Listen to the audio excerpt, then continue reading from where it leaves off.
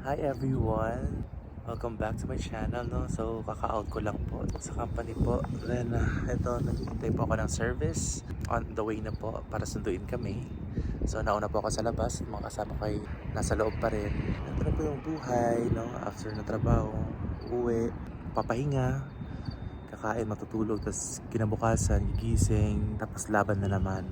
Tapos paulit-ulit lang. So, ganun po yung buhay naming mga OFW dito, no? So, merong extrang time, nakakagala.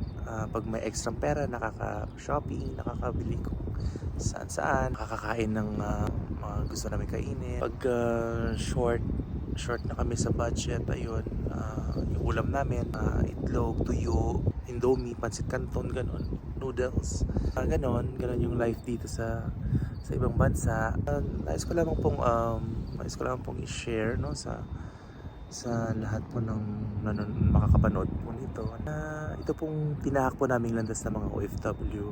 Ito po ay ginusto po namin, and kung ano po yung mga nararanasan po namin ay kinakaya po namin dahil po ginusto po namin na nandito po kami, dahil may pangarap po kami at gusto po namin na maabot yung mga pangarap namin. Sana po sa mga makarinig nito na meron po mga relatives sa abroad, wag po nating sirain po yung mga pangarap po ng ating mga kababayan po na nasa abroad. Tulungan po natin silang maabot po ito, dahil totoo pong magmahal ang mga OFW. Pag kami po ay umangat sa buhay, pag kami po ay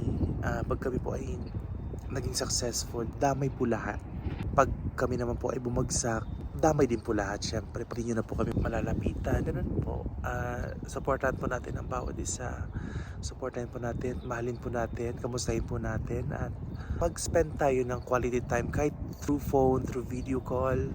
Marami na po mga apps ngayon. Always po natin i-update po yung ating mga pamilya po dito sa ibang bansa. Yun lamang po ang hinihiling po namin. Yun po yung may mag-care po sa amin. Gets mo yun? Sige po, paalam.